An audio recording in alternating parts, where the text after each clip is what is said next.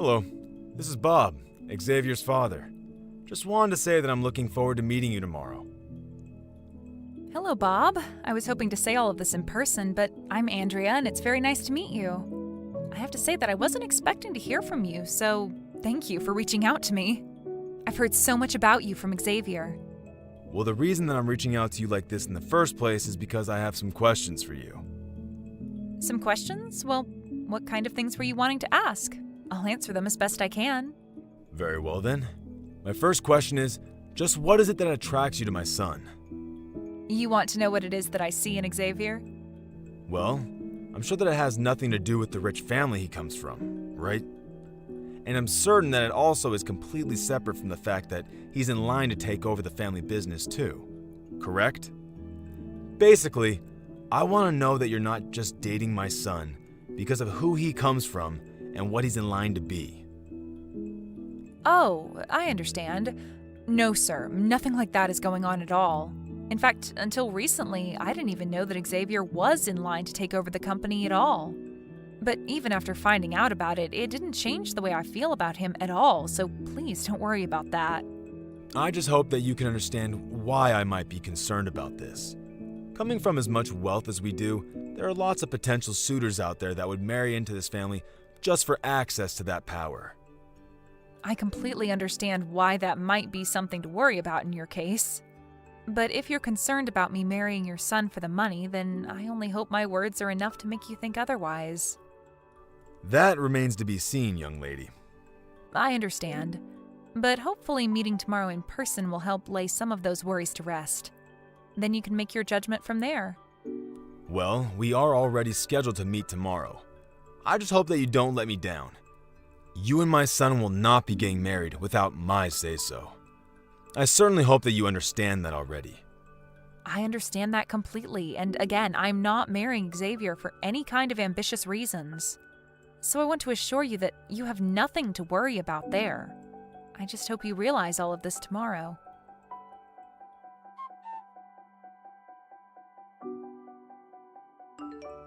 So, tomorrow you're finally going to meet your fiancé's family, right? How are you feeling? Are you nervous or excited? Both?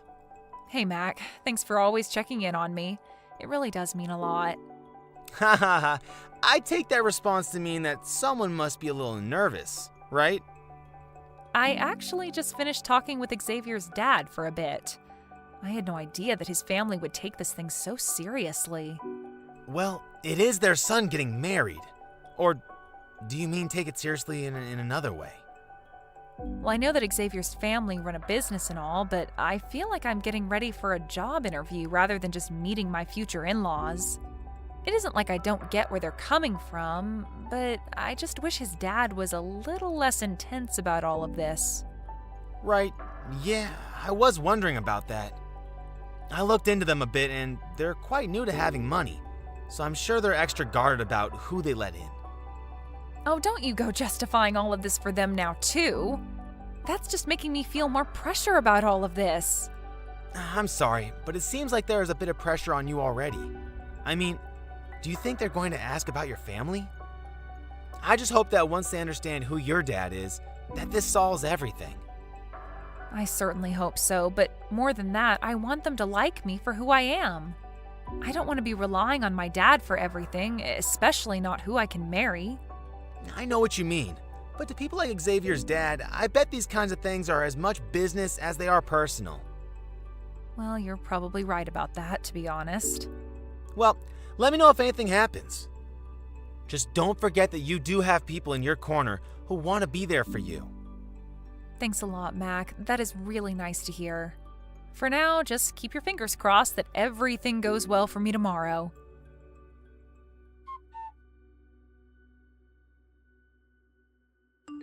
Mac, are you there? Please, I need your help right now. Wow, Andrea, is everything okay? Can you talk on the phone right now? What's the matter? I'm on my way to the hospital right now. I want you to meet me there, and I want you to represent me as my lawyer. Wait, what? Are you serious? Okay, I'll head your way. I'll send you the address for the hospital and my room number soon.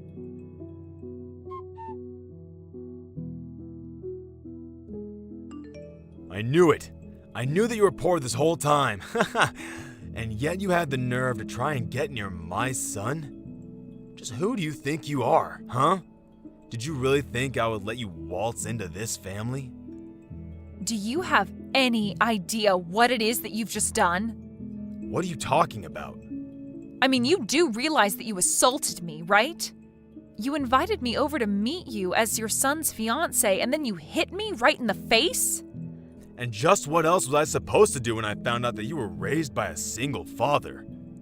Did you think that I was just going to not hit you in the face for that? Did you think I was just going to hand over Xavier to you? No, I knew that I would have to break up your marriage right then. I still can't believe it. I've never seen anyone just act out the way that you did. If you just wanted Xavier and I to not get married, you should have said something. You didn't need to hit me. And just why do you think you deserve a say in any of this? You're nobody who tried to get out of poverty the easy way by marrying into money. I know that you were only ever with my son because of who his family is. Did you really think that I would be so stupid as to not realize that? If you don't like me, that's fine. And if you don't want me to marry your son, that's fine too. And just what was your dad thinking?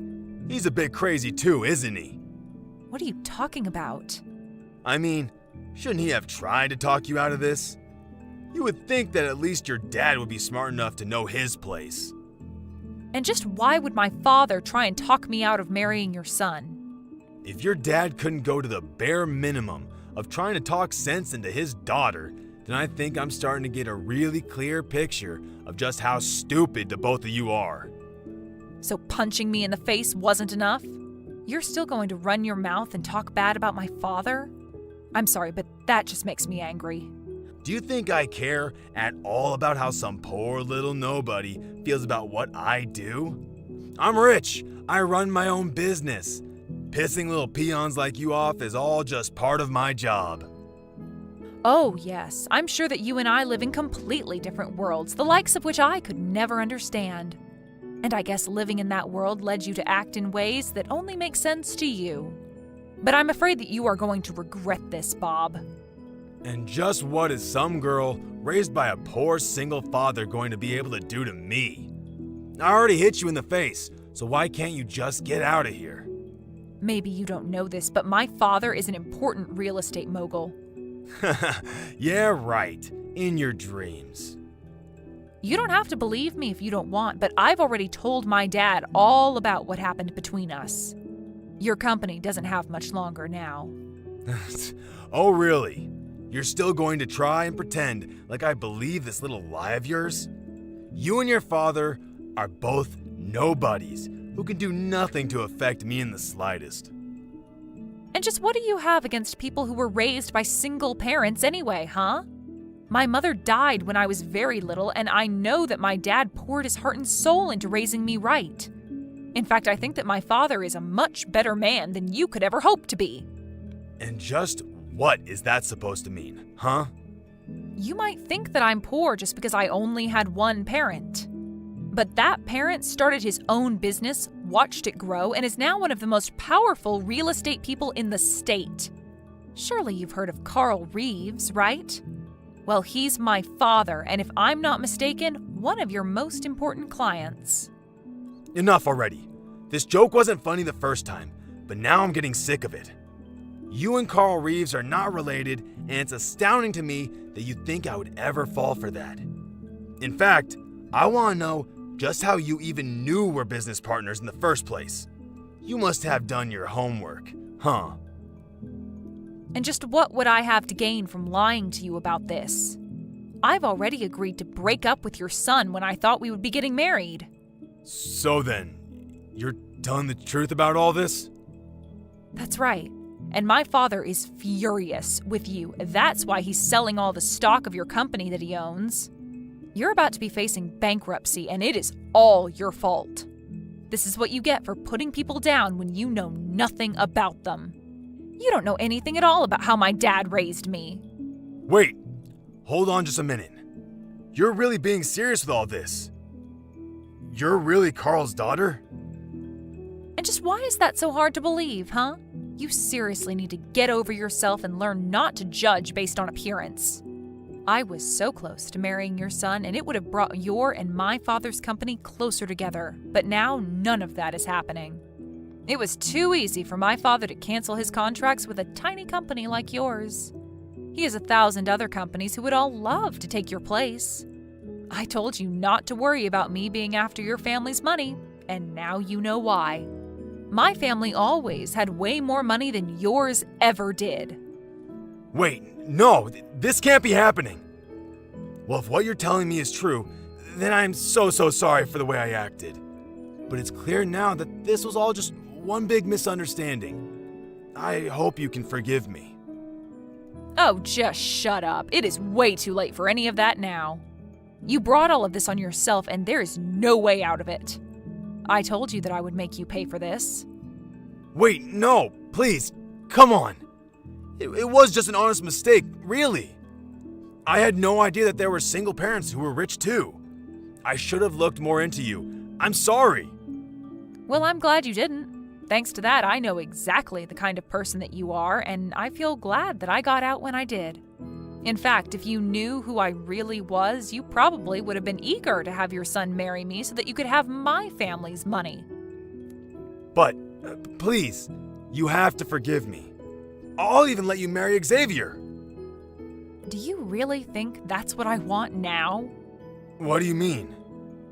I mean that I don't want to marry your son any more than I want to keep talking to you. Besides, the engagement has already been called off. And if you think that anyone, including me, is going to want me to stay with the man whose father punched me in the face, you've got another thing coming. Maybe next time you should do a little homework before you act out like that. But that's all that I really have to say to you now. Please, no! I made a mistake and I'm really sorry for it. I didn't mean for any of this to happen at all. Can't we just go back to the way things were? That's not going to happen. I am never going to give Xavier a second chance again. And I already have a close friend of mine who's a lawyer looking into suing you for assaulting me. Wait, no. You can't be serious. Oh, I am. And soon your company and your life will both come crumbling down around you. But you can't do all of this.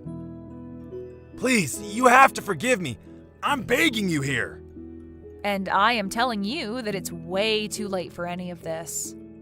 You hit me in the face and sent me to the hospital. I'm here getting looked at right now, in fact. But I didn't even hit you that hard. Surely you're just over-exaggerating. We'll see who's over-exaggerating in court now, won't we? But I'm sure any jury is just so eager to pardon a man who punched a lady in the face. You're through, you pathetic pig. Even Xavier tried coming to me to apologize and said that he never wanted to talk to you again. Wait, why would he say something like that? Doesn't he know I was just trying to protect the family? To him, you were doing nothing but finding excuses for your own violent behavior. But then I'll have nothing. No business, no money, no family. What am I supposed to do? You did this to yourself, Bob. You hit me in the face to try and prove a point, but you were never going to get away with this. Even if I wasn't rich, thanks to my dad, you're still not above the law, and you can't just assault people for being poor. But that doesn't mean you have to sue me. I learned my lesson, and it'll never, ever, ever happen again. Isn't that enough for you?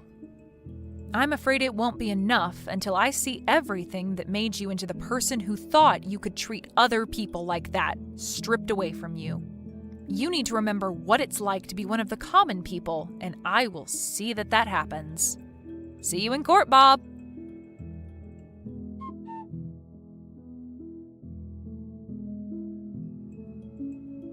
In the end, Andrea's father only needed to make a couple of phone calls and the fate of Bob's company was sealed. It had declared bankruptcy within the week with no chance of recovery. Bob was left by his wife and Xavier was still refusing to talk to him. When Bob had his day in court, he had it all alone. After the trial was done, my dad swooped in and bought Bob's defunct business, breathing new life into it and saving it from closing down. My dad installed himself as the head of the company as his own way of getting back at Bob. Although it's fair to say that Bob brought all of this upon himself and has no one to blame but himself.